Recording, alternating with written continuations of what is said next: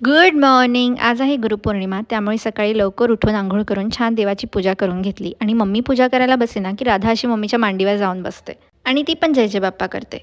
राधाला आता सगळ्या गोष्टी स्वतःच्या हाताने खायच्या असतात आणि खाणं कमी, खेळणं जास्ती असं झालंय तिचं आता. युग जोपर्यंत देवपूजा करतो ना, तोपर्यंत मम्मी तिला बिझी ठेवण्यासाठी खुर्चीमध्ये बसवून असं इकडून तिकडे फिरवत होती.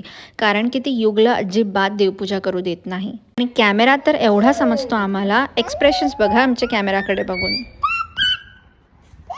आज मम्मीचा गुरुवार होता आणि गुरुपौर्णिमाही होती, म्हणून छान रताळूची खीर केलेली. संध्याकाळी आम्हाला मंदिरात जायचं होतं, त्यामुळे राधाला छान असं रेडी केलं आणि तिला हेअरबेल्ट घालत होती, बट मॅडम बिलकुल हेअरबेल्ट राहू द्यायला तयार नाही. दर गुरुपौर्णिमेला आम्ही स्वामींच्या मंदिरात प्रसाद बनवण्यासाठी एकतर तूप, रवा किंवा ड्रायफ्रुट्स असं देतो. पण इथे स्वामींचं मंदिर नसल्यामुळे ज्या मंदिरात आम्ही चाललेलो त्या मंदिरात जाताना आम्ही शिराही घेऊन गेलो.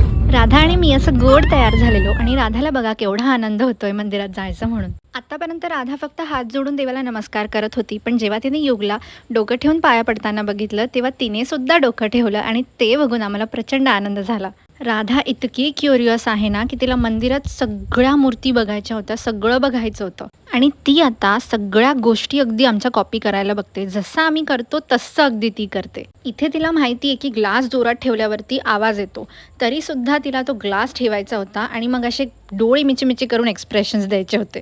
मग श्रीविहारमध्ये जाऊन आम्ही थोडंसं खाल्लं आणि मग डॅडाने लस्सी मागवल्यावर तर विचारूच नका, ते तर आमचं फेवरेट आहे. स्ट्रॉने तर ती आता असं प्रोफेशनलसारखी लस्सी पिते की ते बघून आम्हालाच आश्चर्य वाटत होतं. पण जास्त पण देऊ शकत नाही, कारण की ती खूप गोड असते.